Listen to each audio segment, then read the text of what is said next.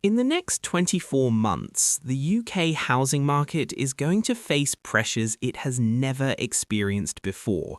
And when I say that, most people roll their eyes. They say housing always survives, prices always recover. Britain has been through worse: world wars, financial crises, interest rates in the double digits, and every time property bounced back. But this time is different. Because what's coming isn't a single housing crash you can wait out. It's a multi-layer breakdown of the systems that hold the housing market up in the first place. And those systems are failing at the same time. By the end of this video, you'll understand why the next 2 years will decide whether UK housing stabilizes or enters a long, grinding decline that traps homeowners, wipes out over-leveraged landlords, and locks an entire generation out of ownership permanently. And here's the part most people don't realize. By the time it's obvious on the headlines, it'll be too late to protect yourself. If you want clear, no-nonsense analysis of what's really happening to UK property, make sure you're subscribed to UK Property Report, because this isn't speculation, it's about connecting dots most people are still ignoring. Let's start with something that barely made the news. Last week, the UK's credit rating was downgraded. That sounds technical. It isn't. A downgrade means global investors are less confident the UK can service its debts. When confidence drops, borrowing costs rise. When borrowing costs rise, mortgage rates don't fall the way people expect them to. They stay higher for longer. And housing is built on cheap credit. For decades, UK house prices weren't driven by wages. They were driven by ever cheaper money. Every time rates fell, buyers could borrow more, so prices rose. That engine has now stalled, and it's not coming back quickly. That's problem number one. The second problem is something even more dangerous: economic stagnation. The UK economy hasn't grown meaningfully in real terms since 2008. Real wages are still lower than they were 15 years ago. Productivity is falling behind Europe. Business investment is among the worst in the developed world. That matters because house prices can only rise sustainably if incomes rise. When wages stagnate but prices keep climbing, the market becomes fragile. Buyers stretch, debt ratios explode. Any shock causes demand to vanish. We're already seeing this. Transaction volumes are collapsing. First-time buyers are disappearing. Sellers are cutting prices, quietly, not dramatically, but consistently. That's not a healthy market. That's a market losing momentum.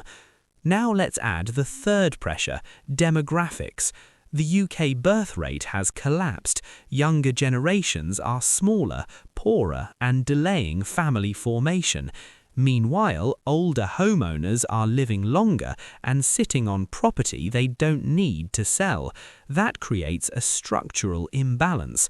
Fewer buyers entering the market, more homes stuck in the hands of older owners. Eventually, supply overwhelms demand, not everywhere at once, but region by region. This is why some areas will hold up and others will quietly hollow out. And here's where housing collides with the fourth crisis: local government collapse. Councils are going bankrupt.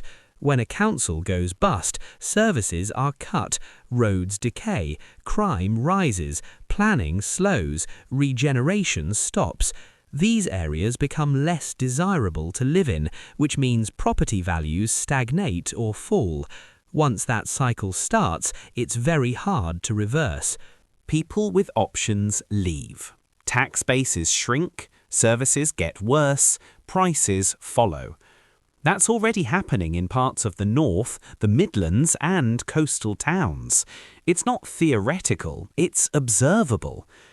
Now add crisis number 5, energy and infrastructure decay. Older housing stock is becoming more expensive to run every year.